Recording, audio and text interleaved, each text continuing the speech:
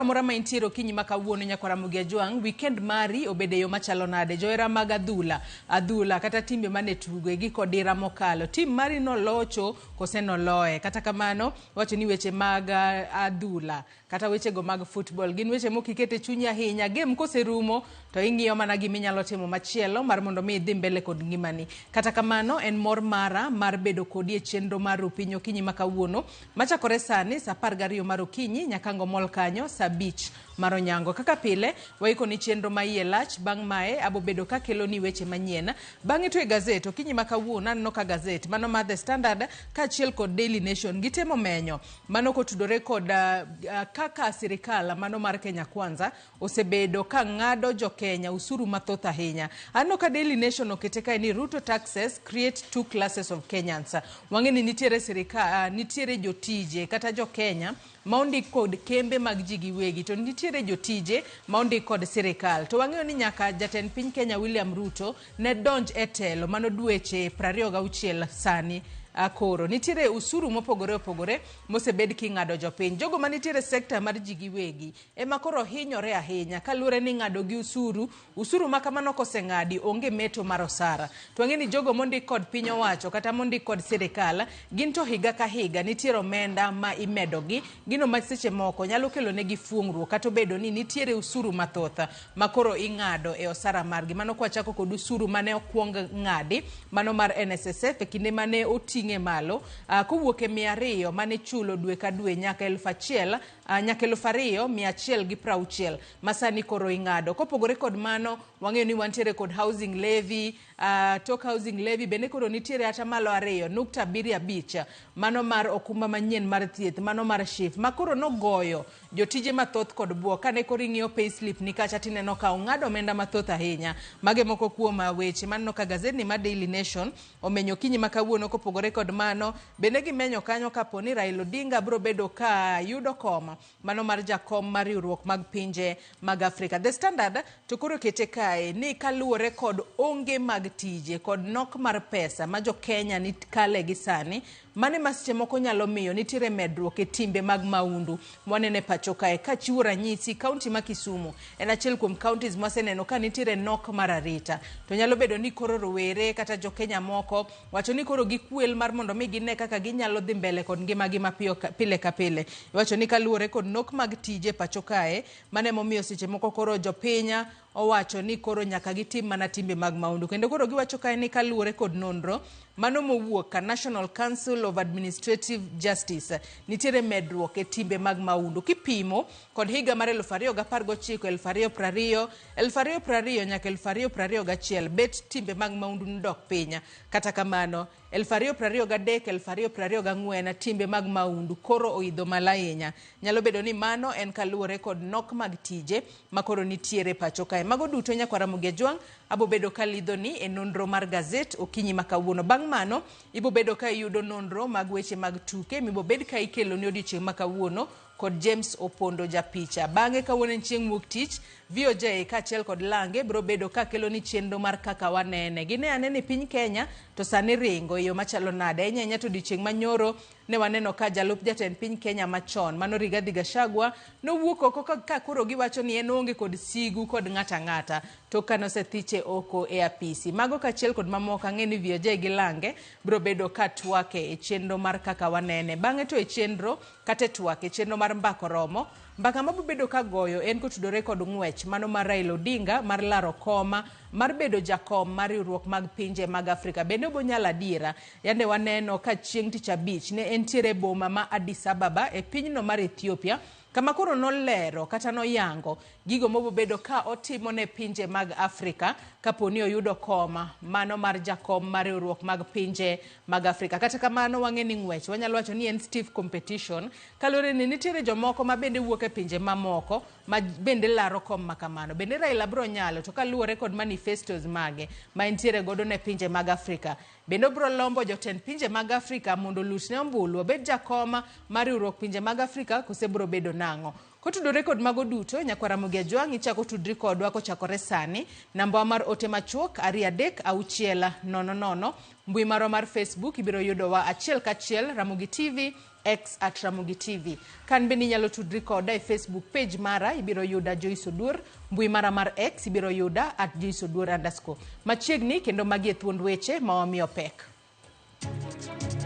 By the time we were arriving at the dormitory side, that's when one of our students by the name Vincent Ngugi Mushiri, candidate index number 29, had already been stabbed in the lower abdomen.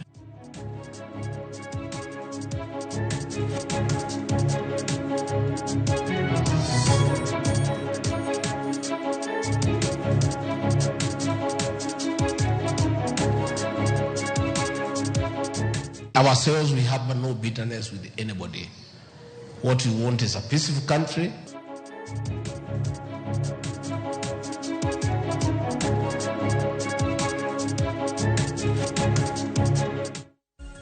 Nyakwara Ramogi machiegni eneno weche manyiena okinyi makawuono.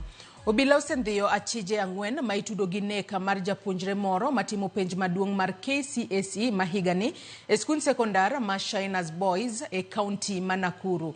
Japuonjre no nyochuo kod pala ma onegi gi jowetege moko e skul ka japuonjre machielo to odong' gi hinyruok. Jafombo marwa Cynthia Onyango nigi ler. Ka kinde duto idok ne nyithindi sama gikoso, chieng' moro ni manyo kil mondo chung'negi kialogi.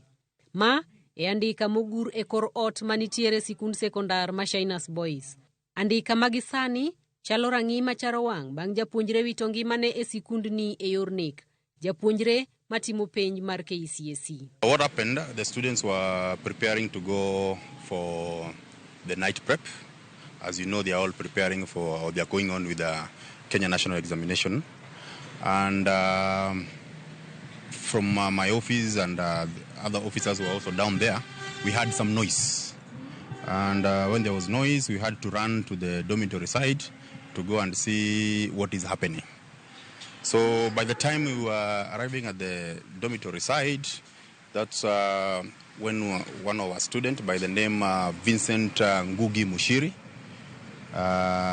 candidate index 9, had already been stabbed in the lower abdomen, and even the intestines were out. Japuonj maduong' ma Shinas wacho ni gima ne okelo lweny en ni jopuonjre moko ang'wen mayande oriembi e sikul bang' bedo marori nyeo duogo e sikul timo penj bang'e yudo ka sandugegi otur. Jana kupigana ni hiyo sanduku. Kuna wale wanasema sanduku ilivunjwa. Na hii sanduku ikivunjwa kuna vitu ambavyo vilifanya nini? Vilichukuliwa. So hao walikuwa wanataka walipwe ama kasi hivyo basi waanze kujilipishia kisasi. But the other one who was stabbed on the right thigh, he was stitched 8 stitches, and as I speak right now he's at our school in our sick bay. Nek makama koro kelo kuyo, luoro kod lit mathoth e chuny jonyuol ma nyithindgi nitiere sikul, ahinya to mago matimo penj e kindeni. Niko na uchungu hata nimelia usiku yote kwa ajili ya huyu mtoto. Nikijiuliza, msasi, umesomesa mtoto kuanzia form 1 mpaka form 4. Una expect uende kuchuna matunda. Halafu all of a sudden mtoto wako unasikia unapigiwa simu unaambiwa mtoto amekufa. Sasa kitu tu ni maombi, tuombe hao wenye wako hapa ndani. Hata sina la kuongea. Nyaka sani obila osemako jopuonjre ang'wen ma achiel kuom gin japiny Sudan ma bende wachore ni en achich maduong' e nek makamano. As we speak, investigations are going on. The other 3 boys who were in the scuffle are already in police custody and waiting and assisting police with the investigations. Cynthia Onyango, Ramogi TV. En gino maleta ahinya kendo wageno ni jopuonjre manotimo tim ma maundu makamano ibiro bed ka ikawnegi okang' mager mar chik. Ka odhi mbele ni tendun bura mar ODM oyango ni giikore mar kawo telo mar piny Kenya e yiero mar 2027 kendo neno ni duond burano okawo kombe mathoth e gwenge duto magin kod mbi. Jokanyo mag ODM onyiso geno margi maduong' e wi tegno mar duond burano Kakoro bende gisingo mar chung' motegno e siro jakom margi Gladys Wanga kod telo mangima manyocha oyiero. Anegi loso e nyasi mar erokamano kuom yiero mar Gladys Wanga kaka jakoma mar duond burano. Ali Abich ni kod ler mar wachno. E nyasi mane obagi skunu primar malegese ka chud bura marangue mar duoko erokamano kod alame jakom duond bura mar ODM e Kenya mangima Gladys Wanga, jokanyo mag ODM nokoni gidwa keto maino margi e tego ODM motelo ne yiero mabiro. Raila Odinga mane ni wendo modhiale kinde nyasi no okoni ODM nyaka med bedo motegno e pachoka kane okone rowere mondo ikre mande kod duond burano mondo med bedo kod mbiye koro gwenge. Mar ODM en okumba mamarwa. ODM okumba mamarwa. Any quote Mawadi go kucha, Mama go pin. To Korosane Kamacha no room chat to Konodu Chama. Koro Chama Emi Mako pin Ikora. Korontia with Makura or Satim Nekamakama to Kocha Malokucha to O Iqualo Malukucha. What I never dean with Makolokura. What do I want to Kijande or Utulo Madoja Chama? Uya. Kibande emakone manikodu muya mutegno. Kagimako chama mabera chama di mabera. Hii chama ya ODM tumeipigania kwa hali na mali. Hii chama tulifundishwa namna ya kuiongoza na baba yetu Raila Amolo Odinga. Jotelo mag duond bura mar ODM nokoni gibiro medo tego duond burano kata ka Raila Odinga onge kendo dwaro margi neno ni duond bura mar ODM obiro kawo telo mar piny Kenya yiero mabiro kod kawo kombe mathoth e gwenge magintie kod mbi. Tumepewa responsibility ya kuangalia mambo ya chama cha ODM na kazi yetu muhimu zaidi ni kwenda mashinani na kujipanga na kupanga mashinani ili chama cha ODM kiwe na viti vingi zaidi za wa MCA, za ubunge na za Kenya nzima. Kuwa na maendeleo na kuwa na serikali ambaye inakuja. Benenegi koni onge duond bura e pachoka manyalo monyo duond bura mar ODM kage wacho ni duond bura no ni koduma kendo gidwa keto maino margi e medo tego duond bura no. If you ask any other leader from Kenyatta to all the leaders today, they had only political constituencies where they come from. So Baba, we honor you. We must protect this party. ODM onge party manyalo mwonyo. Wale watu ambaye wanataka kuzungumza na watu wetu. Na watu wetu si tunajuana. Watu wa Nyanza, watu wa Western, watu wa huko Coast, watu wa Northeastern, watu wa Masai, hiyo yote lazima wapitie kwa baba na ODM. Jod bura mag ODM mano yuoro e kinde nyasi no okon gin kod geno ne Wanga biro ta duond bura no yo makare mane no duond bura mar ODM okawo telo e kinde yiero mabiro. Gladys Wanga has the political acumen to work for ODM. Gladys Wanga has the energy and the passion to work for ODM. Therefore, Gladys Wanga has been tested and proven to be a leader who can deliver ODM to State House in 2027. Gladys has been our women rep and she led us well.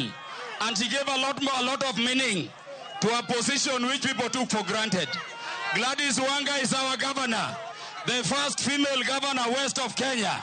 And she is leading us very well. Nyawanga ya kwa inia. Ikao itelo ne on behalf of Jite. To sana on behalf of mine. Kiki kuadwiwa ting party malo, that is one. Number 2, deal gisangwenya. Masa majoju ngepatika nitokoka mi deal, nitokoka mi pesa, nitoke yudu certificate.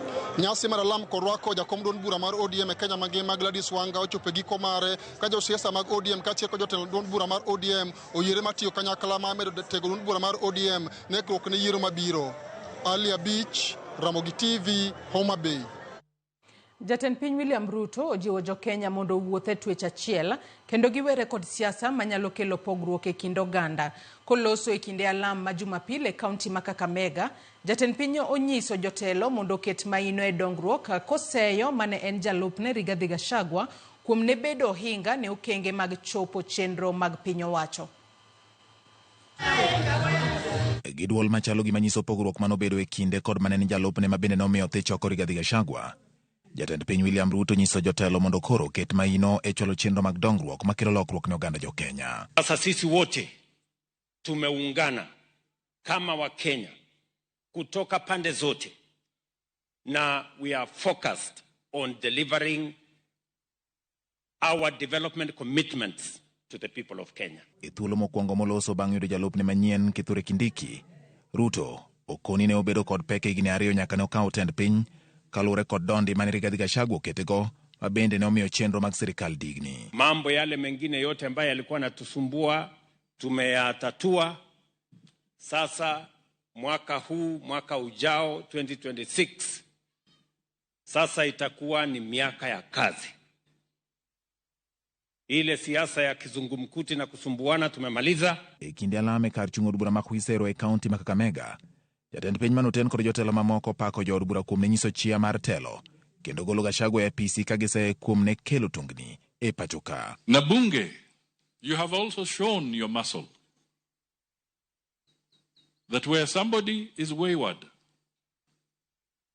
Parliament can also defend so that leaders can be humble, they can show humility, can show respect, and they can be a unifying factor. Mimi pia niko tayari na mstari wa mbele kuunganisha waheshimiwa wote hapa Kakamega, kwa sababu hivi sasa ni wakati wa maendeleo. Jatend piny bende yango kenge ma sirikal medo keto e kelo lokruok e tend kembe mag sukari mathurka mondo sekta mar sukari ochako chier kendo kaka yor ting'o malo yuto mag jopur niang'. Because I committed to the people of this region that we are going to transform our sugar sector. And that transformation is underway. We are going to make sure all the remaining sugar companies, we're going to have new management. We are going to have a new model of governance so that we can ensure that we change the old system that has crippled the sugar industry and make sure that we can grow enough cane. Stop importation. Kwa sababu katika ile importation tunapoteza pesa ya nchi na tunawadhulumu wakulima. Kata bedo ni oganda osebedo kang'ur kaluwore kod chenro manyien mar thieth, jatend piny ojiwo jo Kenya mondo ndikre ne SHA ka olero ni odhi kelo lokruok kendo kelo yot e sekta mar thieth.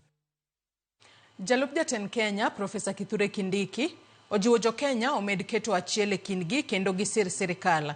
Kindiki ma oloso Taita Taveta osingo jiwo lwenja kedo kod mibadhi e sirikal. Rasilimali za taifa la Kenya ambazo zinatokana na kodi ambayo inalipwa na wananchi, lazima wale ambao wamepatiwa mamlaka wazitumie kwa njia ambayo ni njia sahihi. It is a curse to use public funds for personal benefits, to misappropriate public funds and use them for other purposes. It is a curse because the cry of poor people who cannot access medicine, poor people who die because of things which would have been prevented if the amenities were available. That cry reaches out to God. Jalup jatend piny machon Rigathi Gachagua owacho ni oonge sigu gi ng'ata ng'ata kata obedo ni ne othiche oko e apisi. Gachagua kod jotelo manotene e alam moro e kar dak makahawa Nairobi bende ywak ni sirikal oserem chopo singo kata chopo kare singo mage. Jafambo marwa Fredrick Omondi nigi lerno. Kata odoko ni nyocha othiche oko kaka jalup jatend piny mapachoka, Rigathi Gachagua wacho ni oko bi mako sigu gi ng'at ang'ata kendo endwaro mare en ni kwe omedo bedo e piny Kenya. Ourselves, we have no bitterness with anybody.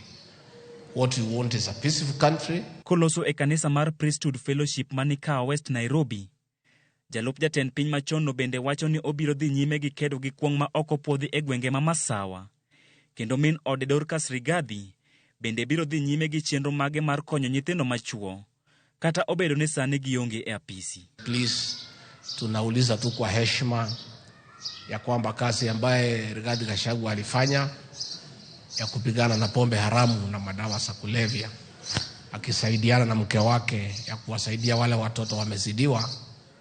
Hata kama hatuko ofisi, itakuwa heshima kwa Wakenya hiyo kazi iendelee. Jaod bura ma Embakasi North Major Donk me en achiel kuom jotelo mane oteno Gachagua wacho ni obiro medo chungi jalup jatend piny machonno kendo pod gin gi geno ni do biro miyo gi ratichgi. No amount of intimidation will affect my stud. Hatujaanzana na yeye sababu ya siasa, na nitaendelea kusimama na wewe na vile ulisimama na mimi. I'm happy. Odhi nyime kokwayo Gachagua mondo ong'wone jood bura ma Masawa mobalo kode mondo giyud kaka giduogo ir jopiny. Kunao wabunge wetu wengi sana na hasa wa Mount Kenya, hata wenye walipiga kura ya kukupeleka nyumbani, si ati hawakuwa wanajua they are doing it wrongly. Ni uoga. Very few can be able to stand on their own feet. Ni uoga. Moko kuom jotelo mane oteno Gachagua e limbe no bende ywak ne sirikal sani pimo muya ne jotelo mawuok Masawa mar piny Kenya. It cannot be that all these people now are not at peace in government. The deputy president has been kicked out. Are we together? Moses Kuria was fired. He has been given a job that I can equate to a house girl in a house that was her own as a wife. Nobody is going to incite us against the other communities. And the people who are fighting our community, they are simply preferring us against the other Kenyans. And thank you, Kenyans. You are number one customers in business. You are number one customers on agriculture products. You are number one customers kwa kanisa. Na nyinyi ni makastoma hata kule kwa uwanjani ya burudani. So we urge you, our brothers and sisters, our customers, our associates, continue holding strong this community. Because if this community goes down, Kenya is likely also to go down economically. Frederick Omondi, Ramogi TV. Jatend migao mar omenda John Mbadi osingo ni migao mare dhi chiwo omenda ma ok tin ne siling milion 700 e jiwo gedo mar dag pi mar Kimera Oluch. Mbadi mane oloso e kinde nyasi mar puodho jakom ODM Gladys Wanga wacho ni gisebedo gi tudruok gi bede migepe mag sirikal eneno ni chenro no ochopo kare. An machiegni goluch Kimera koso donge nyase luongo Lake Basin Development Authority CEO mwabedo go piny mokona ni pesa madwarore mondo tijno tiatia makoro onge wach moro en milion 700. Adwa nyiso uka chung likisaka ni milion 700 no adhi kete budget mondo watiek wach mar oluch Kimera. Jatend migao ma ochung'ne kit chwech somo kod ojende e kaunti ma Migori Rahab Robi okwayo riwruoge ma ok mag piny owacho makedo kod lokruok mar kor lwasi e kaunti ma Migori mondo nyuand joma mine e chenro maggi mag kedo kod lokruok mar kor lwasi. Robi wacho ni piny owacho ma Migori osetemo nyuando mine e chenro mag kedo kod lokruok mar kor lwasi, kata kamano nok mar omenda pod miyo ok ginyal nyuando mine mathoth. Wacho ni ka okalo kuom chike monyuando mine e kedo kod lokruok mar kor lwasi ma kaunti ma Migori oseloso, gidhi neno kaka ginyalo manyo omenda mar siro mine e kedo kod lokruok mar kor lwasi.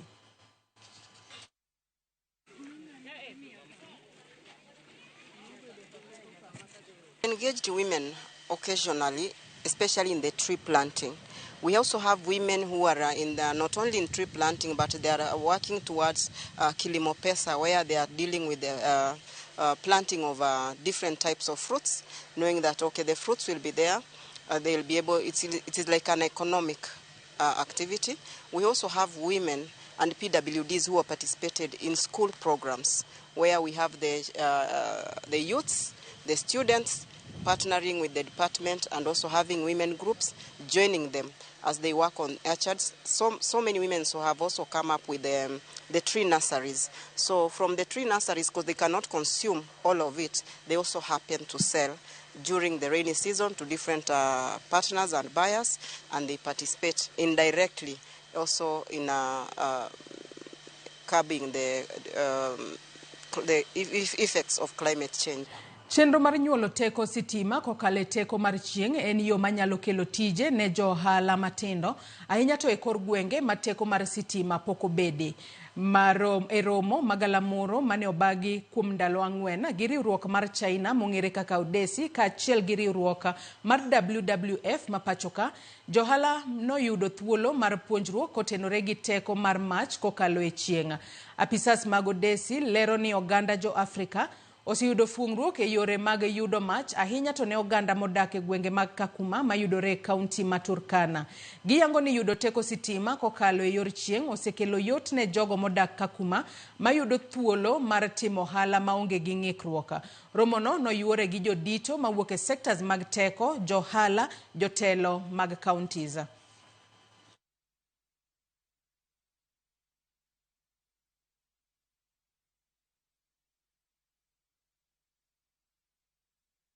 Kind of productivity commercial kit powered by the sustainable energy, and we can also provide them the products working with the local partners, and then they just sell it and then they can make money out of it, and it can increase the job opportunities, and it can also increase the tax to the government. So I do think this is for all good.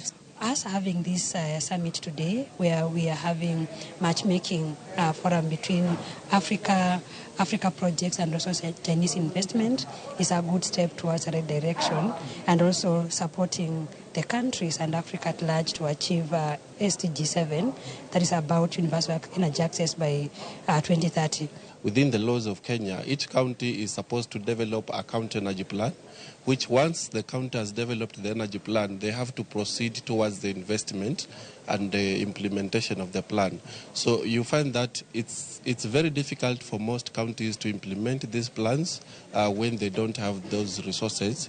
So today's summit is very key, because if you look at it, we are bringing on board various partners and key players in the energy sector, whom it means they will be able to support the counties to implement that. Jodak ma Obunga kwano lal mathoth bang' muocha mar mach kendo wang'o udigi kaachiel kod mwandu e okinyi manyoro.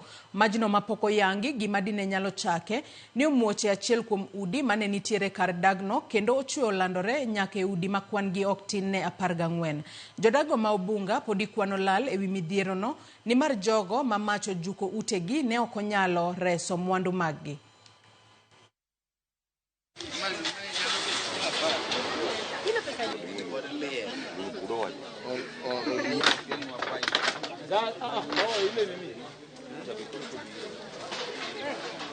En gimoro ochiko kadhi 10 awinjo ka gimoro drisha kamwoch ka ng'ato ogo drisha to koka odaka moro ariyo kamae taneno mach moro ka wang'e od jirani. Immediately adhi achiewo jirendena, adogo atemo simo mach, to kaka atemo simo mach aneno ka majno tama, ema adogo e ot ta golo nyathi. Magik moko to wang'e ot. Gima duong' makoro adwa ni mondo wawachi en wach ndara, because gimomiyo chandruok ni mako jika ng'ata mogede ndara mong'eyo maber no gede ndara. Wadwaro ni mondo mi jopiny kose decide igolo odino mondo mi ji okonyre. Igede ndara en in michoko pesa, lakini joma hinyre toke sama koro mach wang' gin ji mang'eny. Koro debe ni kai wanyalo yudo access to samoro utegi ok do wang' te. Majni owang'o gik ji te, jodak kanyo te, makata kaka gidwa dhi timre kawuono onge. Koro wakwayo kwani ukonywa to be ukonygi. Nyakwara Ramogi gi kanyo yiena mar mondo mi akaw yoyo madundo, kata kamana soma ne moko kuom ote ma ochwalo no e Facebook kama wantiere achiel kachiel. Elisha Odhiambo mano wuoda Sembo Nyagoko wacho ni aluo chenro maber ndi. Ben Chogo wacho ni oru maler Nairobi kai, aneni maler ma ogao Chogo Nyakwar Nyambiro. Margaret Okoth bende wacho ni good morning. Orua Tayo Orua wacho ni majority leader wuodu Yoma Kabong Rachar aseko donjo e chenro kendo aneno Ramogi TV chenro maler mano maru piny. Ong'isa ka ni good morning Joyce Oduor, aluo chenro maler, erokamano ahinya Urwatai.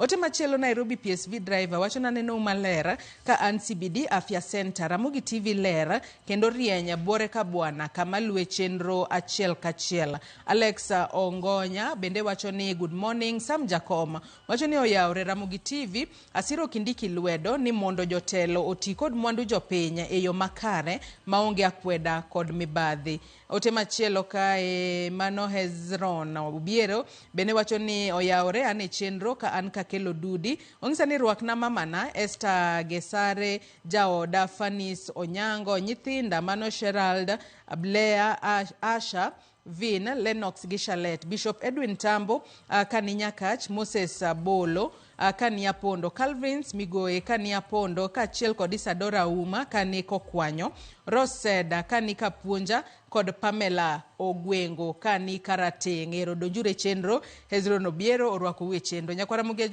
med mana kete Ramogitvlive, okinyi makawuono, akaw mana yueyo madundo gesani, bang'e taduogo kod nonro mar gazet, kikidhi mabor.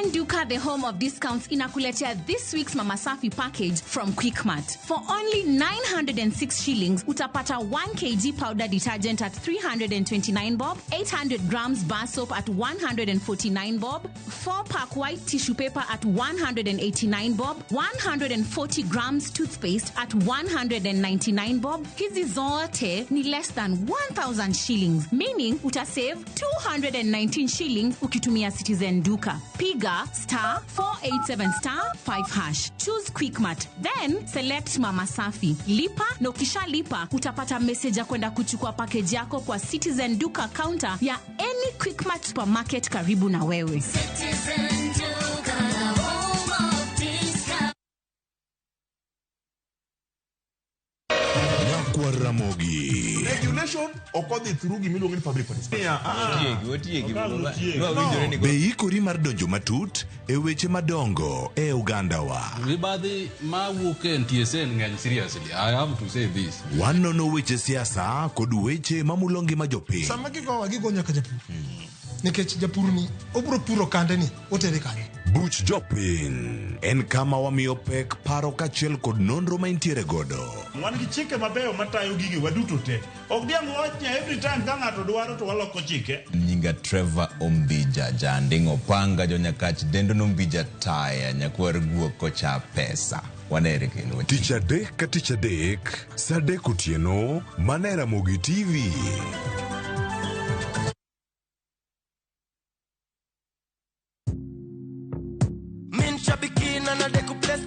My name is John Dungo Mwangi from Subukia. I've been participating in Aviator for quite some time. I've been praying that one day luck will be on my side. I will continue playing because there are stakes there that are higher than what I got. I won big on Shabiki Aviator. Changamkia Aviator on Shabiki.com. Not for persons under the age of 18. Authorized and regulated by BCLB license number 428. Kidliekno achiel maber nigi achiel marach. Kit telo mane magidwaro nyiso generations mabiro. Sama winjo ke ineno kiyanyo wadu mbui kikiringi donje. Kenya waber kabisa e pepa. Pinje moko kawa blueprint. Wanto wandiko kakanyo to wakete shell. Joma ne nigi lony kano chako timo gini kendo. Classification mitimo ka. Oyo kose yier jotelo. We must allow them technique to lokie pattern. Janyao onge mbala kama iro dhuolore mach nyaka bedie. To mantiere ka IBC okadho for commissioners. Kaka wanene wuok tich ka wuok tich chakre saa 2 okinyi kik bai. Bali Adventure na View Travel. Explore the vibrant culture, pristine beaches, and the serene landscapes. Enjoy Kuta or Nusa Dua, Gili Trawangan, and Ubud. Ride a horse cart and hop between islands by a fast boat. Escape to Bali's paradise. for 8 days, starting from 2,067 USD per person sharing. Angukia deals moto na View Travel. Book now and lipa pole pole. Visit viewtravel.com or call and WhatsApp 0703 254 254. View Travel. Dream, explore, discover.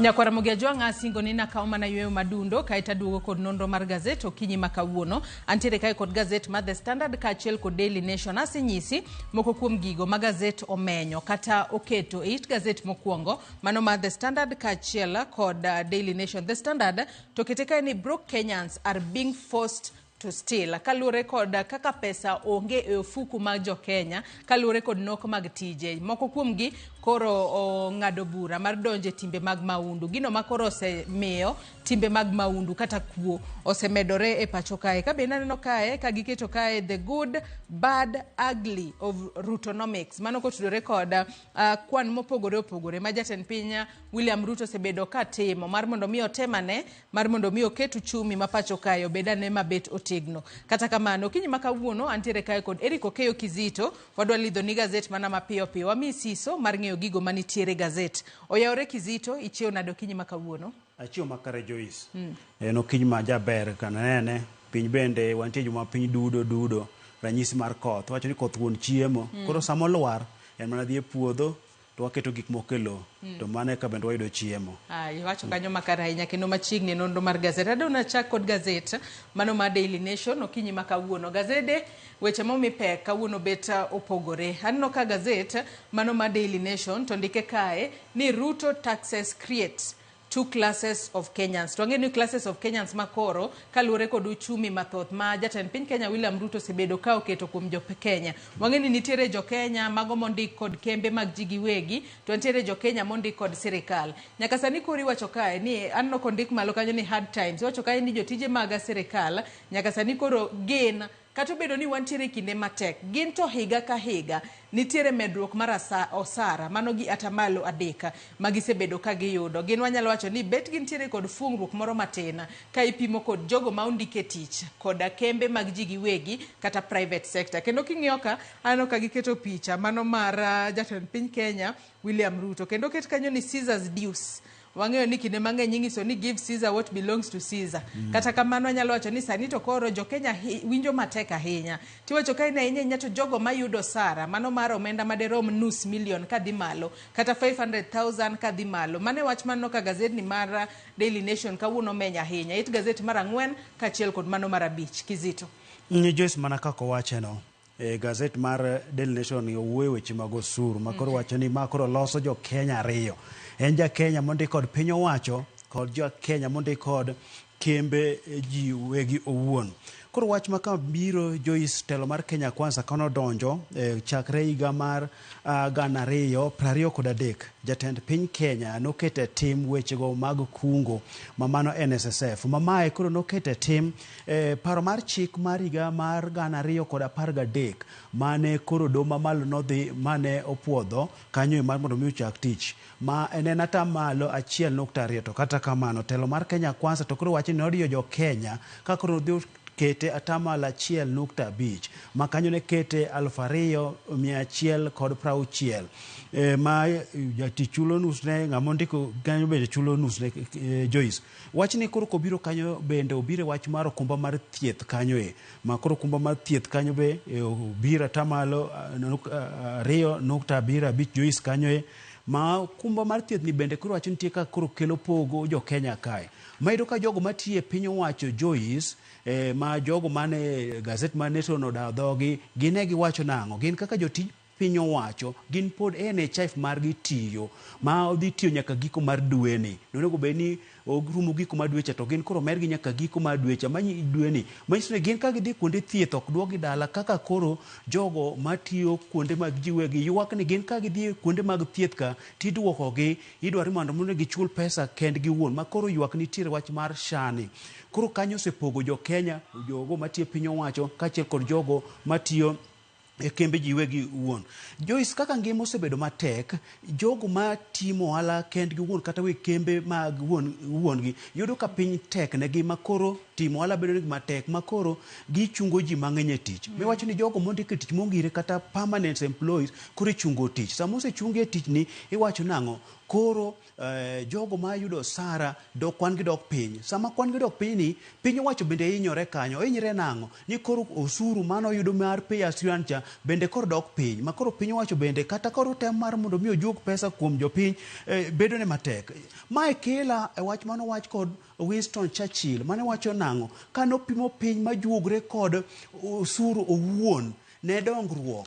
Opimo kod ng'ano mokaore to donjo e ndo mochung' e ndo kosechung' e ndono to mako bad ndo otemo ting're go owuon bende odhi ting'ore makoro nopimo ni piny ma en osiko mani koro ng'iyo mana ni osuru oket mathoth ne jopiny. Koro weche makelo pogruok ka ng'eny Joyce makany ma jogo bende machamo omenda mathoth 1,500 kadhi mbele gin bende osuru ming'adogi en atamalo 32.5 to jogo makoro chamo 1,800 kadhi mbele gin koro ging'adogi atamalo 35.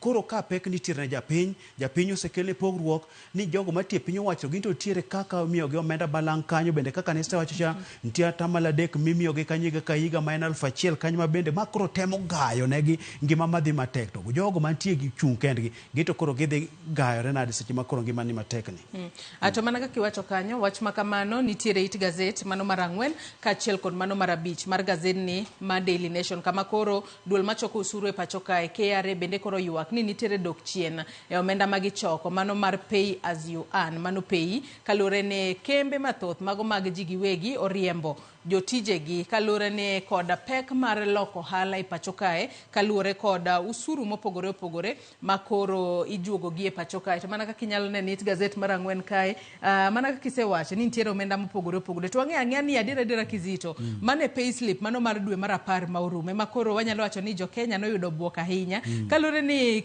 e chakruok mano mar dwe mar 10 e makoro kumba manyien mar thieth no chak ng'ada e pacho kae mano atamalo 2.75 mano mar osara mago mag jotije mag piny owacho to mana kaka iwacho kae ni e kinde mane osara mano mar dwe mar 10 odonje bengi jo Kenya mathoth ne oyudo buok kalure kod atamalo 2.75 mano ng'ade osara margi nyaka sani koro iwacho kanyo ni jogo ma yudo osara mano mar 1,500 kadhi malo gine makoro ne giwinjo pek ahinya kalure ni omenda makamano king'ade osara mari en ting maduong' ahinya kalure ni koro seche moko nyaka koro i-adjust ne kaka inyalo dhi mbele kod tijegi mapile ka pile kalure ni koro omenda mathoth oseng'ado oko kanyo kata kamano NSSF to wanyalo wacho ni nitiere omenda manoket kanyo ni ok nyal kal 2,160 to ang'e ni 2,160 nus ng'ama ondiki tich ema chulo nus ine michulo kata ing'ade osara mari kata kamano ne en medruok maduong' ahinya kowuok e 200 mane ing'ado mano e higni mokalo chien kaachiel kod atamalo 1.5 mano mar housing levy kata omenda mar gero udi manengo gi oyweyo nitiere dwe achiel kende mane jo Kenya winje fuongruok to kane do chunge kata kamano do nosewacho ni omenda no mar housing levy no kete e yor chik kendo koro podi medo ng'adwa wawinjo mana lito koro onge gima nyalo timo kalure ni gin gigo manitiere chik dwe ka dwe payslip dhi ka reduce pesa midok godo pacho ng'eny atin kipimo kod pesa makoro sirikal ng'ado kaka usuru seche go ngima boidho bech gik koko minyiewo tin manyiso ni koseng'ad payslip cha modong' no bende ko idwa chimo go duka modong' no idwa chimo go skul mondo ine ni nyathi odhi e skul koro gik magolo pesa kuom japiny ng'eny sirikal gole kacha nyodhe yor mar osuru gik ma bende dwaro ngima mar dhano ma pile ka pile bende dwaro mathoth ka koro iwacho ni japiny nitiere kama tek en seche ma bende wacho ni koro en matiyo kanda en goyo kon gi koni ng'iyo yore mag puodho bende kacha wacho ni mwandu nitiere lo I don't know wetenge weche makamago wadhi ane it gazet mar auchiel mano mar gazedni mar Daily Nation. It gazet mar auchiel kanyo Kizito wang'eno odiochieng' manyoro jatend piny Kenya William Ruto ne nitiere kanisa mane kaunti ma Kakamega. Kata kamano nitiere singo mopogore opogore mabende ne ochiwo ne jodak e kaunti ma Kakamega. Kata kamano aneno ka gazedni mar Daily Nation to koro yango kae nitiere kaka jotelo mawuok imbo mar piny Kenya sani koro gigombo mar mondo mi jatend jotije piny owacho mabende en jatelo mochung' ne tudruok mar piny Kenya kod pinje maoko gine magidwaro ni jatend piny William Ruto omiye lemo mano mar jatend migawo mar arita makoro yande owe thuolo tok kane Kithure Kindiki koro idh ngas makoro en jalup jatend piny Kenya. Giwacho kae ni Mudavadi ema koro oromo mar bedo jatend migawo mochung' ne arita e pacho kae. Penjo en ni bende koro biro nyalo to ka seche moko jatend piny William Ruto owacho ni koro eromi Mudavadi kom makamano to koro ng'ama biro bedo jatend migawo mochung' ne tudruok mag pinje maoko se koro biro bedo komako gite. Kizito Joyce, siasa mar telo mamalo kod mago jo siasa mag imbo nyodhi e gwenge mag imbo mar Kenya kama jatend piny Kenya nitiere kanyo. Wach ma wantie go sani en ni kore dwangi ng'ano midhi kete fuok manyicho dong nono tok Kithure Kindiki mane en jatend migawo mar arita koro sani en jalup jatend piny Kenya. Koro kanyo jo siasa mag imbo mar Kenya koro neno nang'o wuodgi Musalia Mudavadi ema koro romo kod lemono ka giwacho nang'o Musalia Mudavadi nitie kod lony makare kendo ne gineno ni Musalia Mudavadi ema koro king'iyo lemo manyo entiere tend Kenya Kwanza ni koro en ma koro no chiegni kod lemono nikech kwan ng'iyo jatend piny Kenya Kithure cha koro dhi obedo jalup jatend piny Kenya to Musalia Mudavadi bende kone nitie gi lepo moro mabene dit mane luwogi kanyo mane jotend migepe ni koro mar mondo mi ochore omake lemo mar arita ne gineno ni lemo mar arita ni en lemo maduong' ahinya kanyo ma komigi to nyalo konyogi e loso siasa mar imbo mar Kenya kendo neno nang'o ni gitimo ikruok makar ne siasa kata yiero mabiro mar higa 2027 ka koro giwacho nang'o gigi duto kotim to koro siasa mar imbo mar Kenya dhi bedo yo achiel ma kalure kod seneta ma Kakamega kaka noloso kanyo mabende Atuoli bende nitie kanyo mane wacho nang'o ni gin koro gineno ka siasa mar imbo mar Kenya lokre kanyo nikech koro ging'iyo jotelo ma koro okete tend migepe koting'o Musalia Mudavadi koting'o Wycliffe Oparanya mabende nyicho donje tend migawo machiegni to kancho wo tend migawo kacha kong'iyo kanyo speaker ma od bura mawuok imbo mar Kenya bende olamako lemo maduong' kanyo kong'iyo ji mopogore opogore kata jatend migawo mar thieth bende wuok e gwenge makono koro nokoni ma iko siasa mabiro kanyo makoro gineno Mudavadi ni kod lony makare lony moromo giwacho nang'o mondo mi ogole migawo makoro kete no wuotho dhi e pinje maoka mondo mi migawo makoro bedo mane pacho koloso weche ma pacho ka obed motegno en siasa bende odhi yudo lemono jatend piny Kenya to dhi ng'iyo wach ni nade nikech en bende koro gik otimo korango godo yiero mabiro nikech koro temo ng'iyo nang'o nayudo kura koni nokayudo sani ko seche moko koma nayudo nyalo bedo mapekne nikech kaka koro wanene masa mar Kenya kucho be pek koro nitiere koro sama pek osebedo kono nyaka ng'i kuonde moko koro mai nyalo miyo mondo mi odhi ng'imbo mar Kenya kong'iyo godo Musalia Mudavadi kaka josiasa makocha dwaro.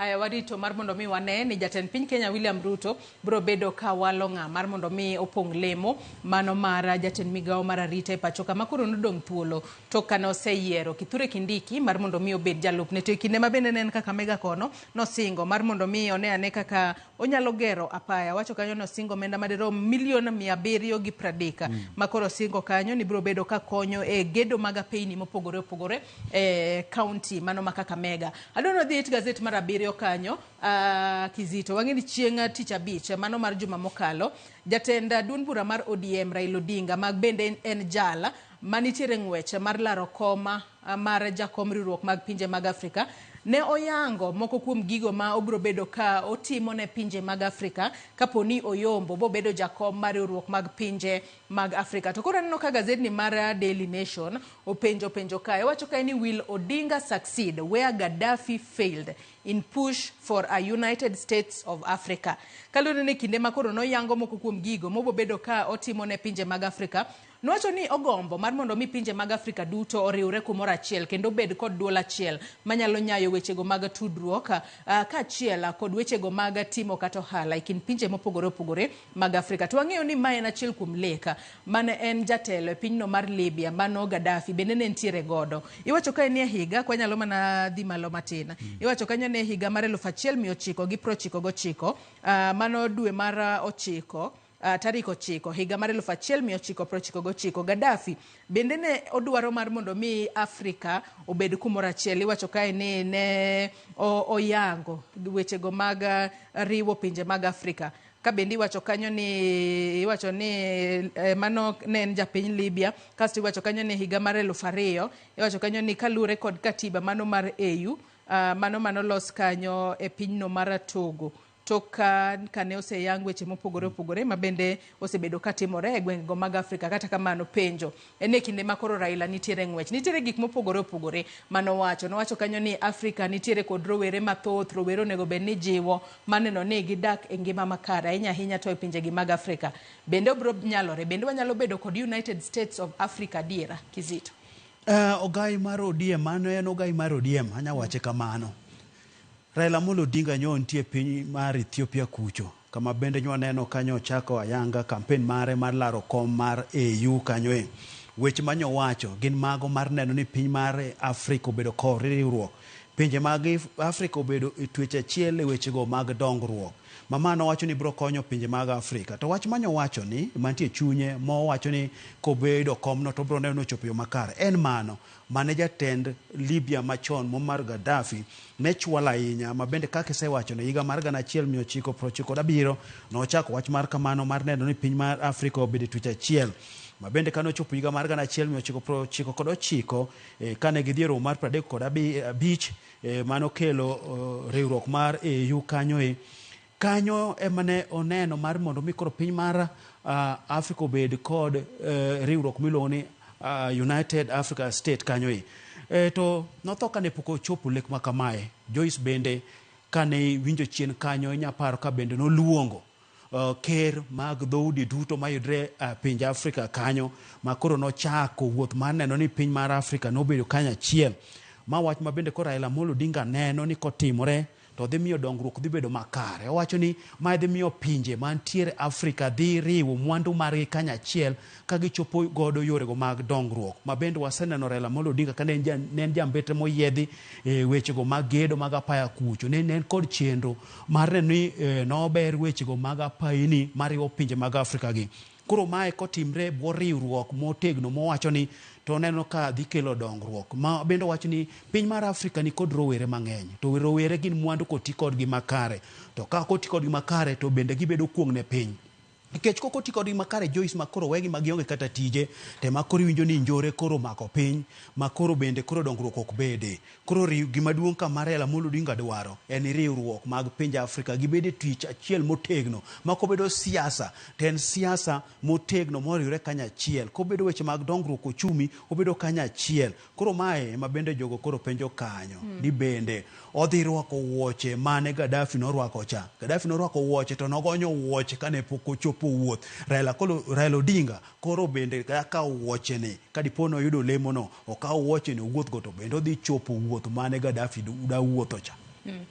Koro wang'eni wenge duto ng'iyo mar mondo miyo ne ka Raila Odinga biro bedo ka yudo koma mano mar jakoma mar riwruok mag pinje mag Afrika kata oyo kata kamano mana kwasewacho ni en stiff competition kaluwore ni nitiere jotelo mopogore opogore mabende wuok e pinje mamoko magin bende olap dhoge ndonga ne komno mar bedo jakom mar riwruok mag pinje mag Afrika. Yiero ibiro bed ka itimo higa manyien kendo waketo wang'wa mar neno ka Raila Odinga biro yombo kata oyo. Kata kamano wakwayo hawi maber ne Raila Odinga e ng'wech mar bedo jakom mar riwruok mag pinje mag Afrika. Nitiere sigana moro mabende nomako wang'e it gazet mar 8 mano mar gazet ni mar Daily Nation Kizito. It gazet mar 8 kanyo wacho ni how fathers elusive death certificate has thwarted girls US move. Kaluwore kod mano koso bedo kod oboke mano mar tho mano mar wuoro mare. Sani koro mono nyako moro mar mondo mi odhi e limbe pinje ma ok nyalo mana ng'iyo wachno. It gazet mar aboro kanyo gitemo lero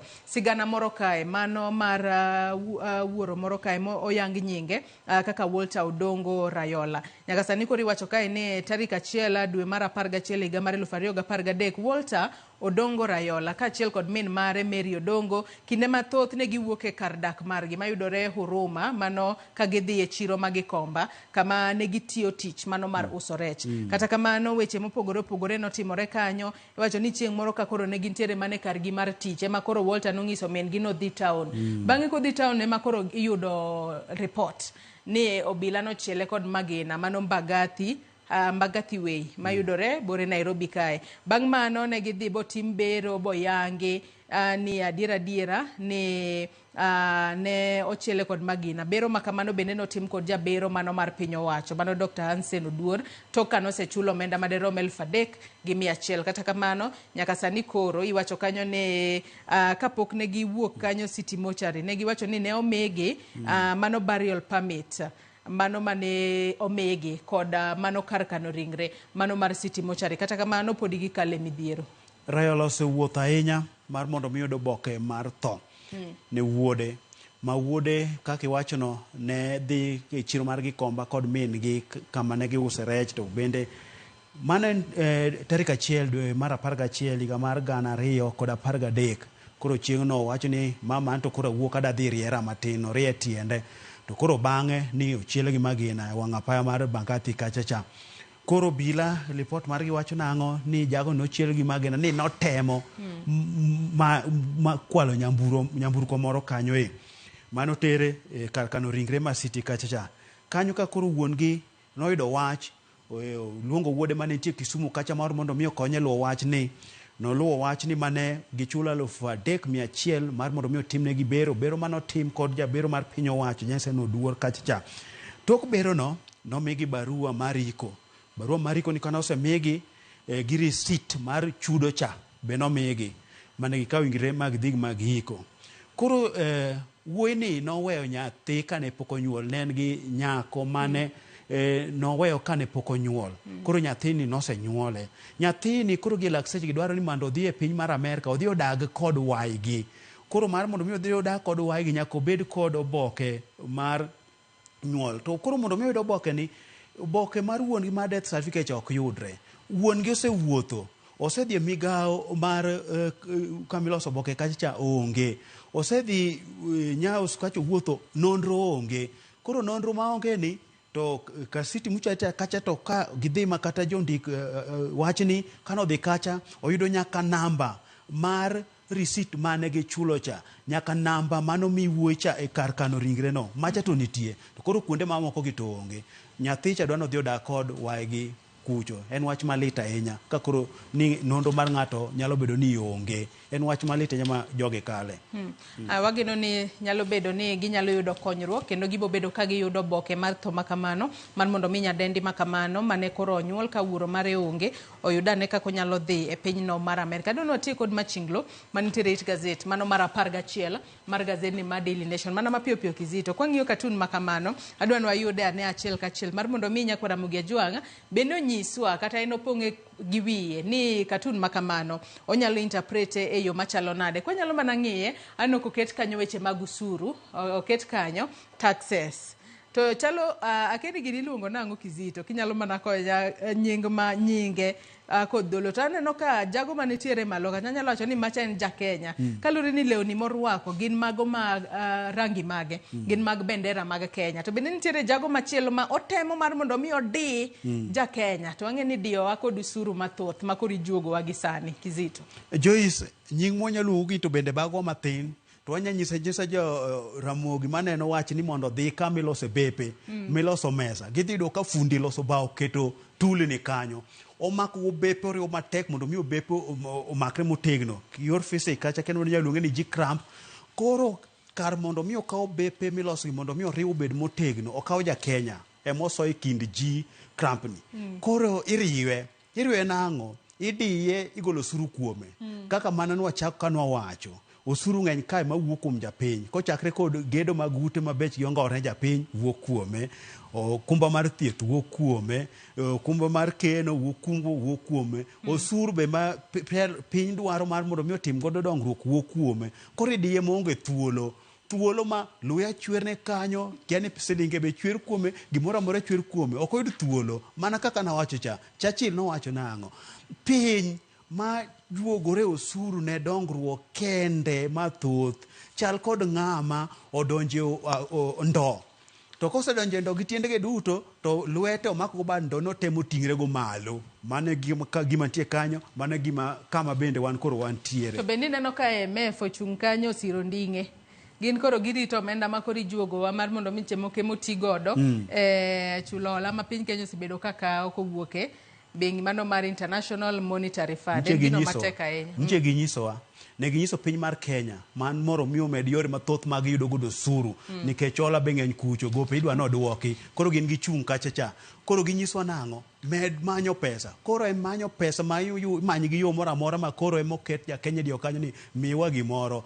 Jogi bende nyiswa ni mondo mi wabed kod dongruok nyaka wamed yore mag osuru. To wacho ni piny man kod mwandu onego yud ket yore moko, waket yore go mag pur mondo mi ojiw okelnwa pesa. To kwang'iyo weche mag osuru kende, to en mana ni wadonje ndo kwating're godo malo kendo owuon. Gito gidwaro ni mondo mi ochul gope, gidwaro mondo mi Kenya bende omiyo dongre. Gin ging'iyowa, gin gichikowa, koro wan watimo ang'o? Idiyo wadiya kaka idiyo bao mondo mi oriwre obed olos mesa motegno. Haya, nyakwana Ramogi Ajwang', in bende inyalo interpret ni machinglo makamano, in kod kakori tinyalo nene yo machalo nade. Kizito wachni mogik ka watieko nonro mar gazet. Kaloni ni gazet mar The Standard asenyiso nyakwana Ramogi Ajwang', gin to gindike kae ni broke Kenyans are being forced to steal. Kalure kod nonro manotim kanyo kod National Council of Administrative Justice. Makoro giwacho kae ni nyaka sani koro timbe mag maundu ne ng'eny ahinya e kind higa mar 2019, 2020 kaachiel kod 2020 gi 2021. Kata kamano sani koro gimedore ahinya ma gichopo 104,769 mane kind higa mar 2023 nyaka 2024. Kakoro iwacho kae ni nok mar tije ema koro miyo jomoko koro timo mag maundu mar mondo mi ginene kaka ginyalo sustain familia magi, kaka ginyalo yudo magi chamo kaachiel kod magi ji sustain godo. Kata kamano timbe mag maundu tok ni kare. Kalure kod nok mag tije, jonego manya yore maginyalo manyo godo tije kata nyuolo godo tije mondo gidhi mbele kod weche kata ngima gi mapile ka pile. Binaneno kanyo ka jogo manitiere sekta mag mano mar loso sinema. Iwacho kae ni if you are in the film industry you have a reason to smile. Kalure kod lendo mayando golo kod jatend migawo mochung' ne weche go mag tuke pacho kae mano Kipchumba Murkomen makoro wach ni bobedo ka ting'o mali. Iwacho kanyo ni government has announced plans to issue tax exemption for film industry's production. Nyato mago ma ilose pacho kae. Wach ni mogik Kizito.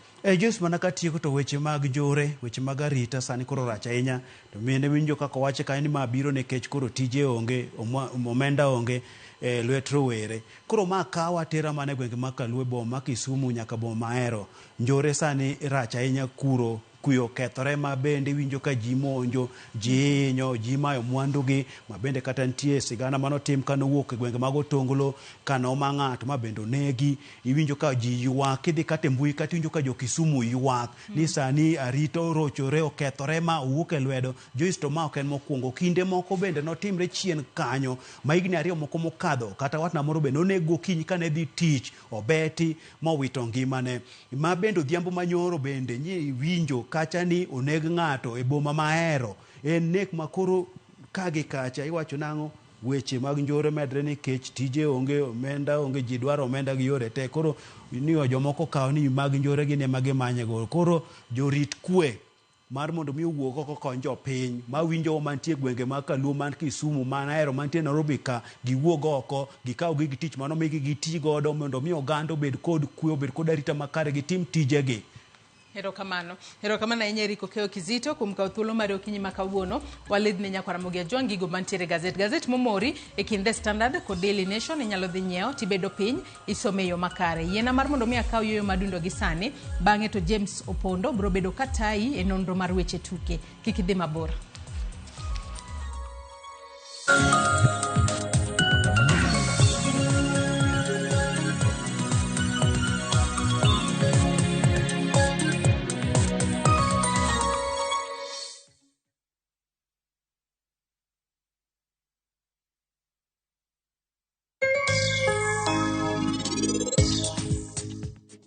Timpio, gochne laktar. Akwai. Waluong laktar na. Nyaminwa, gochne laktar sani. Nyaminwa, ok enan. Seri matuo kai.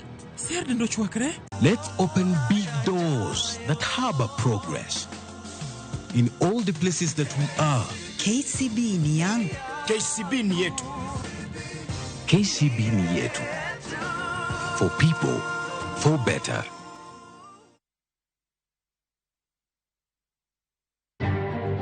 Bende isebedo gi siso mar ng'eyo gigo matimore e alworani. Sama gari ofundo ji mang'eny, koyudo hinyruok to kata insurance temo hepo. Obed chenro mag sirkal, obed masira mayudo ji kar tich. In safety mari, ni kanyo. Nonro mamulo ratichi. Somo kende oken kamoro mibro wach ni ng'at mosomo ni dongere wacho ni ng'ani dhi succeed in life.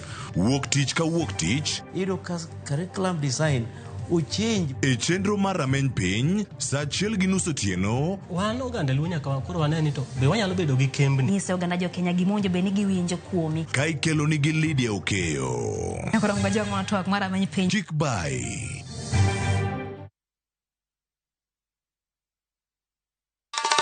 Ma e chenro makelo ni danji maliet. Ma e chenro makelo ni weche mamolo seche duto.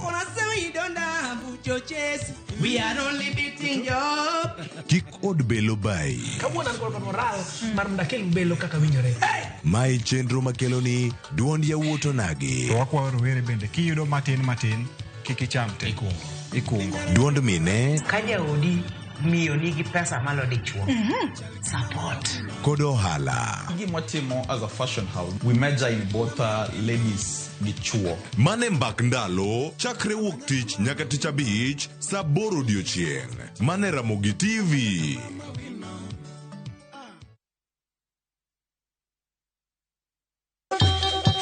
Ang'o mosetimore ne joma ne ochweyo ogandawa? Adhi primary Kangonditi Primary School. Gin kanye sani? Amobilize kalerte, ne wago poro to gibiro wasombo kidi to watero kacha jite e secondary kacha. Waromo gi jodgi to wafwenyo sigandgi magimopondo. Siasa ka ng'amo ywaye maduong' katere siasa en Daniel Arap Moi. Ng'e ranyisi mabeyo mane giweyo. Ne japiny opogore kata ng'ama ne nie duond loch. Ne neno ni kopo ni Kenyatta dhi, Tom okawie thuolo ni mondo tanwa pinyni kaluwore gi mwaseneno kuome. Ang'o magitimo sani? To kata kamano, be pod gin kodwa. Nakedo ne wach sukari ma jobunge jonjo kod buot nochaka ne bwana sukari. Gin kanye kod Walter Nyambaga. Tich Ang'wen sa 3 otieno mana Ramogi TV.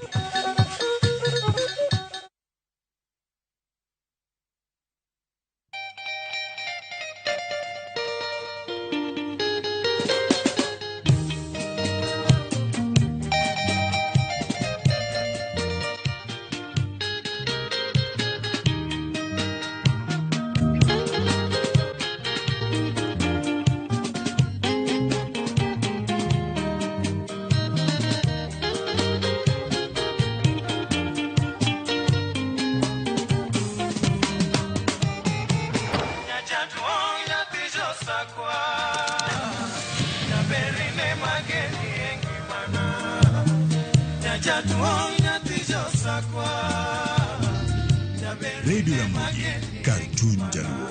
Radio Ramogi.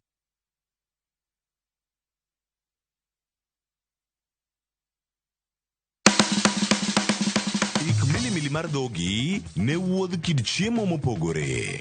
Koro kwaketo pi dhi chwakore maber kendo dhi tedore maber. Mok ni wang'e mo. Chenro ka chenro dhialo mit chiemo. Gitedo itime nyaka obed makare gi suya kod ndhadhu mamit. Kitedo to dwaro ni ndhadhu go duto te mondo owinjre. Omiyo kihero chiemo in jatedo kata mana ng'ama ohero tedo, tudri kodwa tich adek juma ka juma e chenro mar tedo gi chiemo gi Jailieta tich adek sa 2 okinyi mana Ramogi TV.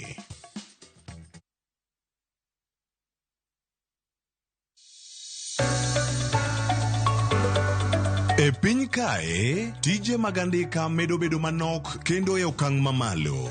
dhano koro manyo yore manyien mag tiyo gi nyalo magin godo mondo giyud omenda maginyalo konyore godo e ngimagi mapile. Riwri kodwa e chenro mar poko pogore ka waluwo sigana mamulo chunji mopogore. Inspiration, mostly I watch movie. The other one, anongo inspiration, kuma daki in slum. Kaka giloko nyak makende magin godo to bedo ohala makelo negi pesa. Kendo ting'o ngima gi chang'wen sario gi nus okinyi mana e Ramogi TV. Kik bai.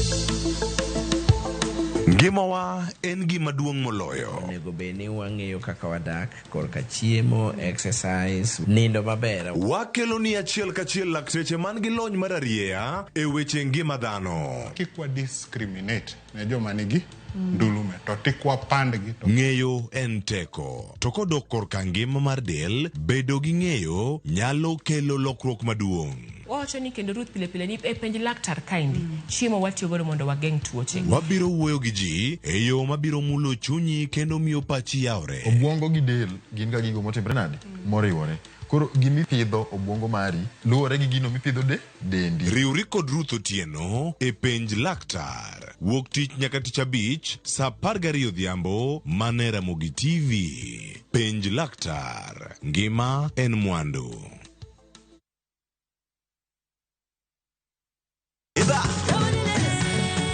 Be ikori mar chako wuoth e piny mar thum?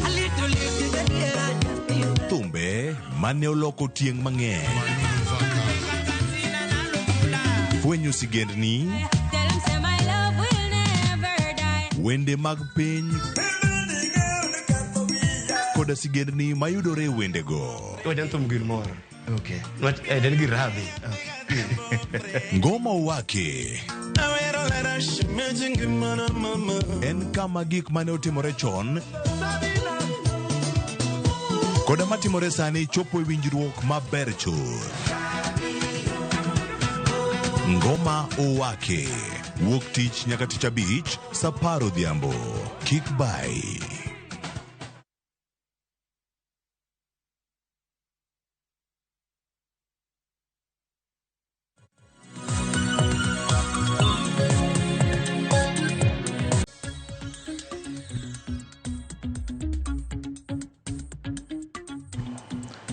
Nya kora mogo jong machiegni e chenro mar nonro mag weche tuke okinyi makawuono kata koth chwe Nairobi, koth bende goyo gwenge ma Nyanza, kata kamano Arsenal nyotony e lap ma Stanford Bridge, nikech kanyo koro jobundo osebedo ka goyo mana lisasi to onge kuma dhiye. Kata kamano ne giyudo gol achiel, sane gimor, en mana ni koro Chelsea pod nie mbele gi. Magi duto wabro ng'iye chenro ni mag mar nonro mar weche tuke okinyi makawuono nyakora mogo jwang.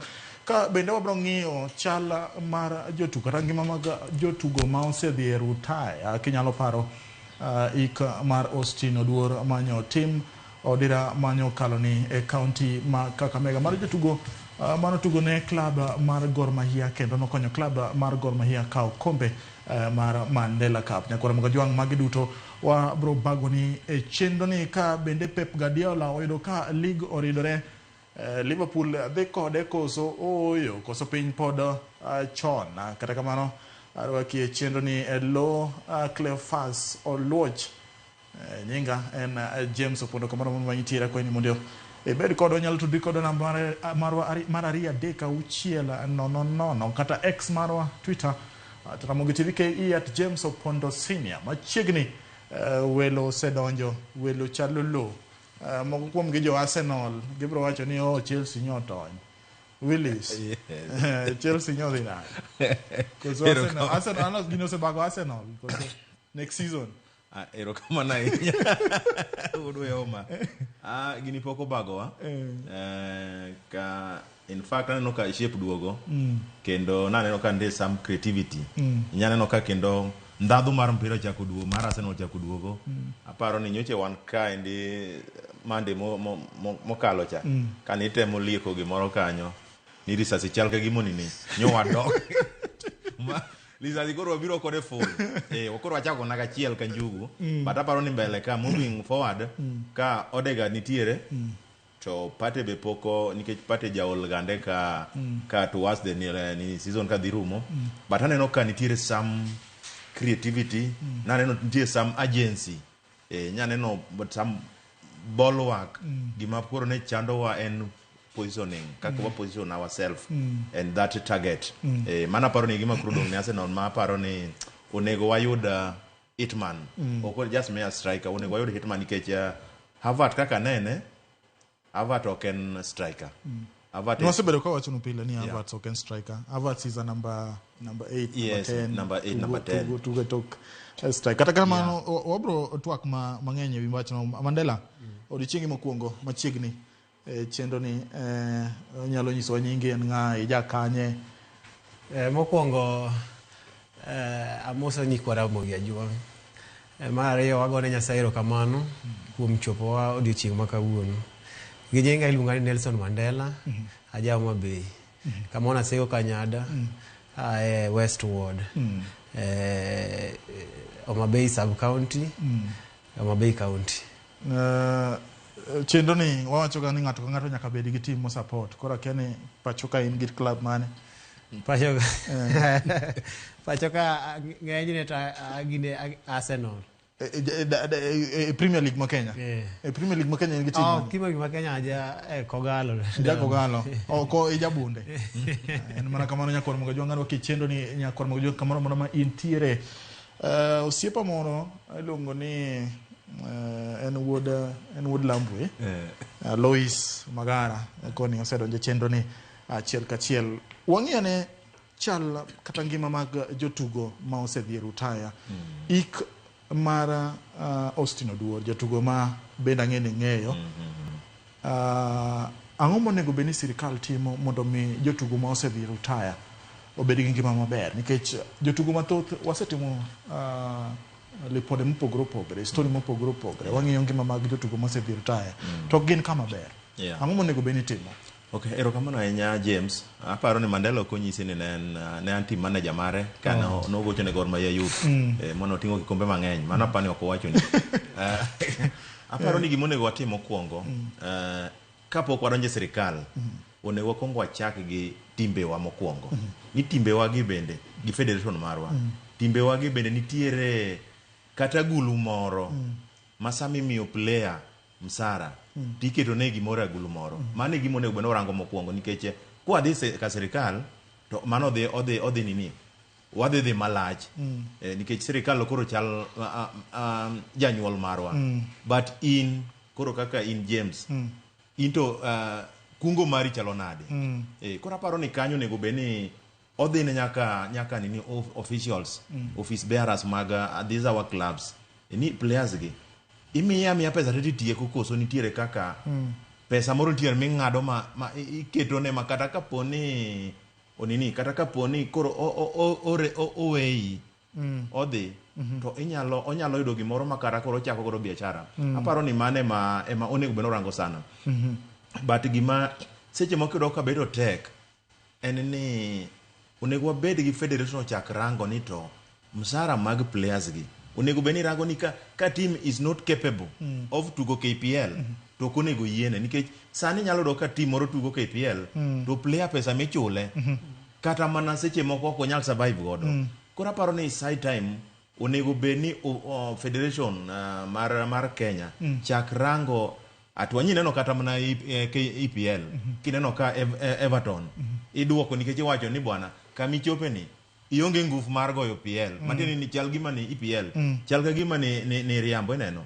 Koro aparo ni gin gik bilago nego beni team ka wuok to gino nego beno chakra piny e grassroots level ko wuok mochop nyaka NSL irango ngufu mare ni team ni bendo nyalo goyo league to bendo nyalo chulo players mabeyo to players mabeyo gi koro kosebeno nyalo chulo players mabeyo gi to players gi onego beni ka beto clubs gi keto agulu moro to kanyero nego beni nitiere nini organization moro mag players be mo ok ang'eyo ni gin bende nitie ang'o ma gitimo ka koso nikech gin awinjo mana ne giteta tiyudo ni seche moko player koro orwako mana tero mana time court kawo giga ka ineno ka Gor Mahia nokawo nini mare Usonezo biro okawo bas mago ok nyal konyowa onego beno orango ni kapo ni iketo contract kata mar 2 years ingene James contract marwa ma Kenya ka biro kotin seche moko iro ng'ato biro mana kiam na 6 months to 6 months ingene kitugo 3 months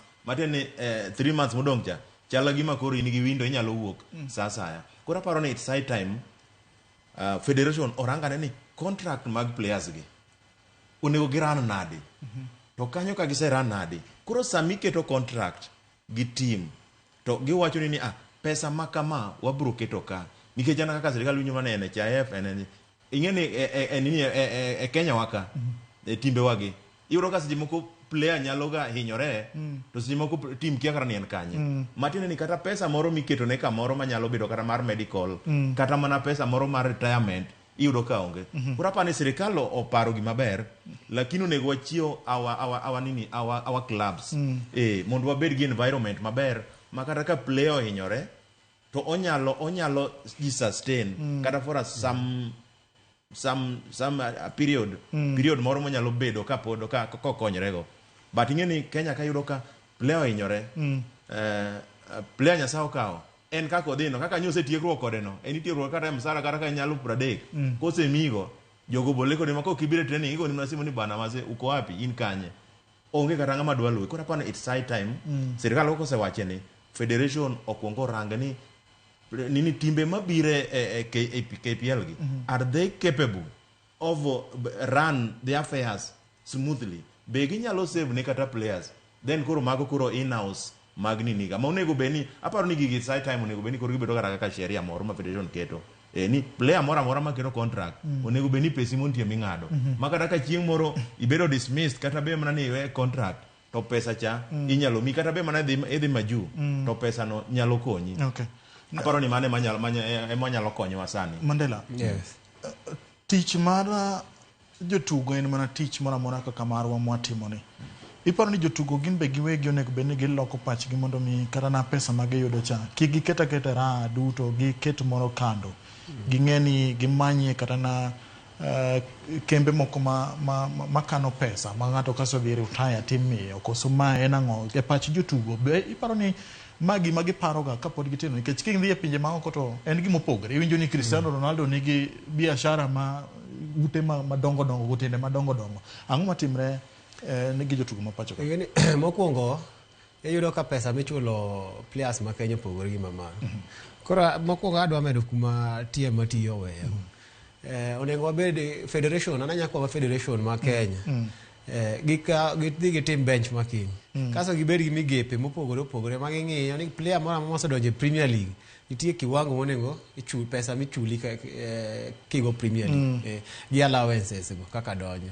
kasto gibedo gi gimoro mipuonjo jotugo gimoro kidhi kuchiluongo ni financial literacy kaka ginya spend pesa gi sama giyudo nikech iyudo ni pesa nitie jomoko be timbe mana machulo maber but after it iyudo ka noko invest moro koro mano kama kelo financial literacy midhi puonji kaka tiyo gi pesa nini kaka nyakungo pesa nini chieng moro ngeni there is life after football koro aneno ni onego iket migepe gi maber makose chopa ni donja Premier League nikech isetiyo matek pesa ni onego kata kokete 100,000 kadhi mbele kama nikech yudo ka seche moko Kenya nyadhi 2 months kapok ochul player tingeni mai tiji ibedwa ni bigo chi joka be fans bingene dwa result gin to masa moro gikia koro aneno ni mane gimo nego giketi kasto serikal bonego bed ni recognize players jomoko kaka Oliech gini ngeni gin legends ma Kenya Peter Dao gini Kingi Austin gini onego giket ne gimoro kisotiyo kata saving no but stipend moro imiye kaso gi recognize ni magi our legends mo gimbe ngeni gitingo nying countryman koro nego government be as much as kaka to gingie stipend moro magimiyo players matin ka so retire nyakor mogo jonge iko mara Austin Oduor manyotimre e county ma Kakamega jotelo manyo yuoro e nyasi mar ika mare nyogolo paro mopogore kamotingo jalupa jalno mochung'ne jotij sirikal Eliud Owalo ka achiel gi PS kata jagoro mongirore migawo mar weche tuke PS TUM ne ogolo paro mopogore opogore. Owinjore gima ne giwacho mondo wang'e ni to bende gin gik manyalo kelo lokruok e ngima jotugo machon. Austin has been a good example to us of how each and every one of us should live. He was a role model, not just as a soccer player, but a role model even in life, in old age, how we should live. He was extremely organized. Let us emulate Austin so that we live well with everybody that we interact with. Nobody is there to take care of them. When they are alive, they are sickling, nobody is there to take care of them. I don't say that legends are special, but we have done something special to the country where we want the government to support us a lot when we have challenges in life. Lazima tuwe na some fund kama serikali ambapo wale legends ambao hawawezi kujimudu kimaisha tuone vile tunaweza kuingilia tuwasaidie. Tumekubaliana na Bwana Walo kwamba sisi tukirudi kule kwa ministry tutaona vile katika hiyo fund ambayo sasa tutaianzisha tutaanza kuwasaidia namna gani. Kiwinjo gima Eliud Owalo wacho mano jahera mar kogalo maduong' ahinya. Owacho ni Austin Oduor ne en ng'at mane onego bed ni ngima mare jotugo masani kata chieng' mane timo misa mare Kisumo nowacho ni jotugo masani onego bed ng'iyo ngima kata kaka tugo manotugo gi chia mane en go kaka nochiwre ne piny mar Kenya. King'iyo bende gima PS wacho ni koro onego bed ni kete tim kiti moro kata na omenda moro muket tende ne jotugo ma osedhi e rutaya. Kinde ka kinde iwacho gamana ni wabro timo ang'o monego bed ni timo mondo mi gini obed ni adier jok ma osedhi e rutaya onego bed ni konyo. Be en gima kiwinjo singo ma TUM golo obro chopo kare. Okay, James. Pod ok abi chopo kanyo nikech ok ang'eyo mpango margi. But Austin ing'e ni magi achiel kuom joma nokawo Mandela Cup e Gor Mahia Eastern Central Africa mane Gor Mahia timo mokwongo ting'o kikombe bilano. To Austin ing'e ni en wuon Anolorigi. Anolorigi ne ang'e kochakre chon. Kichogocho ne Peliko to nobiro ga nitie timo ne kawe mta iluongo ni Spartan FC Kogo Kiko Cup. Koro en family mar mpira. Neno ka owadgi luongo ni Michael Koth ma bende ne striker nokwongo bedo keeper to chako bedo striker mochako dhi nyaka ogocho genka oko kucha sani ne wuon Devoko Origi ma non gine ne citizen mar Belgium. Koro aparo ni gima be nyaka wang'e ka James legend gin jomage. Nikech tuga okonyo ni legend. Legend matiende ni ang'o misetimo ndasi mar ball. Mani miluongo ni legend. Winjo ka dhano luonga ni legend. Legend en ng'a? Ineno. Sani koro kata kidhi awachni kata kidhi kaka team maru kaka mar Chelsea. Idhi wacho ni legend en ng'a? Koso idhi ni ng'ata motugo en legend. Ok ng'ata motugo en legend. Koro aparo ni kanyo be onego bed ni wabedo gik moko ariyo. Wabedo gi legend to wabedo gi player mamoro amora mosebedo ni tugo ni team. Whether obed Madhare, obed Kariobangi Sharks, obed Gor Mahia, ok rangi. But ing'eyo ni mana kaka wacho chande ni chudo to en ga lure gi gine mar team to gi gine ne gi winjruok. But aparo ni ato an gadier ni Owalo nyalo timo nikech Owalo has done a lot. In fact Owalo osebedo ka Gor Mahia gi FC osebedo konisa nikech kuon ote matie legend. Gor gi FC temati legend. Ok inyalo nyisa sani ni Sofapaka nigi legend. Legend by this sani tie legend iluongo ni Humphrey Mieno. Mano legend. Lakini koro en legend ma ok ing'eno nini legend ma ing'eni kiwuok ka tidhi ka koro in legend ing'eni legend ni bende nitiere kaka consistency kaka in a team club. Koro club ne mamiyi wach ma legacy. Koro ing'eno ka jogi gin joma ne gin legend gin legends ma Gor Mahia to gichako kendo nyake e national team. Mati nitiere kaka transition margi ringo. Koro aparo ni it's high time aneno Pamzo be aneno kuwuoyo kanyo. Pamzo ing'eni mago players ma an aneno Pamzo ka tugo wuon gini luongo ni wuono kwajo. En gine en Ministry of Water kai. Almono bire gor ka train nini.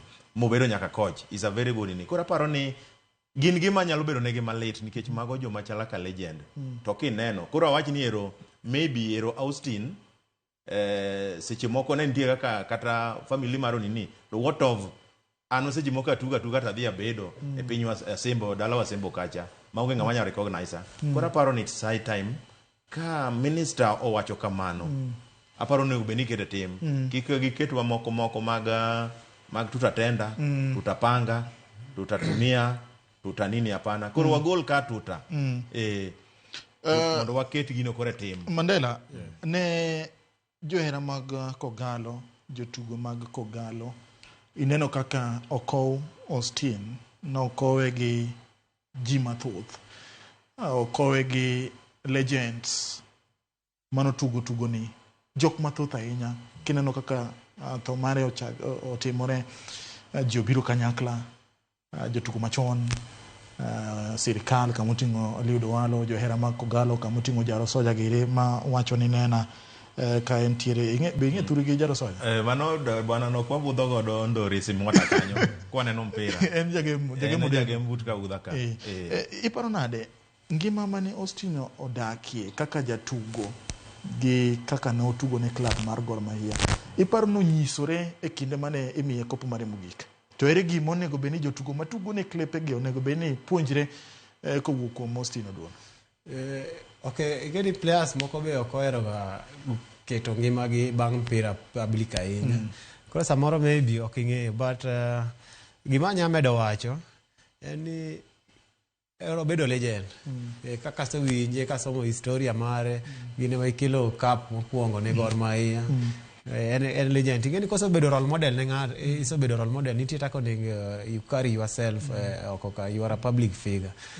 Koro ngimane mar taka kuma nodake dala to noko gine mang'eny ahinya but players gima masani ma upcoming gima anya temo ng'isogi manya advice ni wang'iya kende kata ma Kenya ng'eni pesa to gini to wang'iyo kata kaka players nikech ing'e king'eno mpira ng'i kata kaka joma nikech idwa ni goch kaka joma ju nikech player mara madwa nodhi go pro dogi koro ng'i kaka jo kaka gimbe gi conduct their life ng'i kaka Cristiano that longevity in football kasto kadwa medo mar Liudo Walo ng'eni owacho gima ber kabisa lakini koro wawache gi dhogo but implementation ing'eni gima is very important koro kaka gidhi implement nikech ing'eni en very capable en gi powers mar change gigi the fortunes my football ginya luongo federation minister of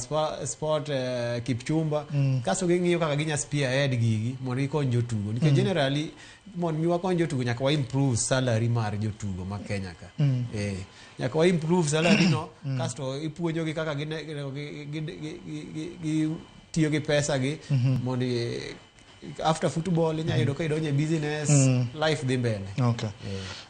Bende ne wapenji penjo moro nyakona mogo jonyi thoth jotugo machon dak e ngima ma ok ber. Okenge mage ma onego kaw mar loso ngima jotugo ma osedhi e rutaya. Onyango Juba wacho ni jotugo onego tim kungo kata savings e yo makare kapod giyudo omenda maber. Your future life is your personal responsibility. Oscar Omondi Ogalo wacho ni jotugo oketo kujua mengi giparo ni limo pinje maoko en wisdom. Kijatugo to tem idonje team idonje sirikal kiol to salary donjo nyaka dhi retire mana paro no tude gi klepe machalo ka police FC gire jotugo te ok yud thuolo machalo kamano. Gor Cliff wacho ni mane no aneno ka Gaja Joyce Auma wacho ni gilos club mag jodongo kod de mondo chulgi 5,000 every month kata kamano bende ginyalo bedo ni giloso tournament mag moko ma nyalo chulgi adi teacher wacho ni we should be building our own empire.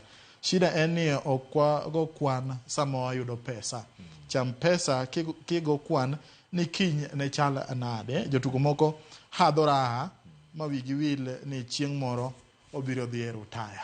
Nyakor Mojwang mano patch jogo ma oketo wangi e chenro ni makawuono. Nyisa ni adhi e yueyo ma dundo, wadwa dhi e uso matin. Ka waduogo to koro waloko tanga, wadhi e pinje maoko.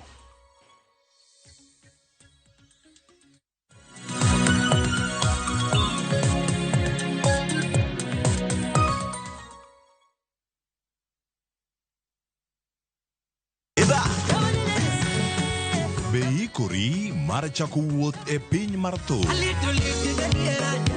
Thumbe mane oloko tieng' mang'eny. Fwenyo sigendni, wende mag piny,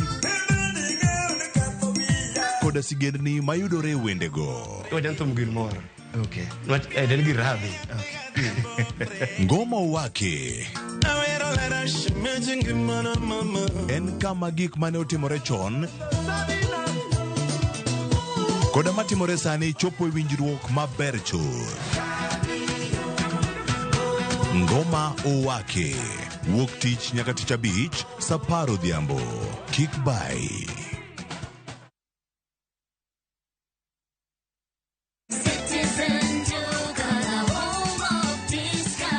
Najua unapanga kwenda shopping. Citizen Duka na Quickmart inakuletea ofa mpya ya mama mpenzi. For only 1,765 shillings unapata unga ya ugali ya 2 kg at 109 bob, unga ya chapati 2 kg at 149 bob, mchele ya basmati 2 kg at 649 bob, skari 2 kg at 279 bob, mafuta ya kupika 2 liters at 539 bob. Hizi zote ni less than 2,000 shillings, meaning una save 332 shillings ukitumia Citizen Duka. Piga *487*5#. Chagua Quickmart, then chagua mama mpenzi. Lipa na utapata message ya kwenda kuchukua package yako kwa Citizen Duka counter ya any Quickmart supermarket karibu na wewe. Citizen Duka, home of discount.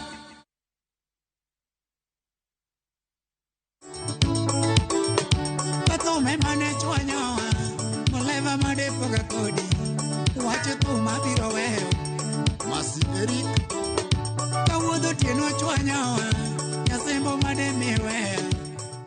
Mondo mi yudi skisa tiun mar Mili Nyarasembo D *860* *416# Ramogi TV e od jothumbe duto. Habibi, twende Dubai na View Travel. Relax na Dao cruise along the Dubai Creek. Enjoy an exciting half-day city tour, a desert safari with a barbecue dinner. Now, uji treat to a shopping spree at the Dubai malls. All this and more in 5 days, starting from $680 per person sharing. Book now and lipa pole pole. Angukia deals motomoto na View Travel. Visit viewtravel.com, call or WhatsApp 0703 254 254. View Travel.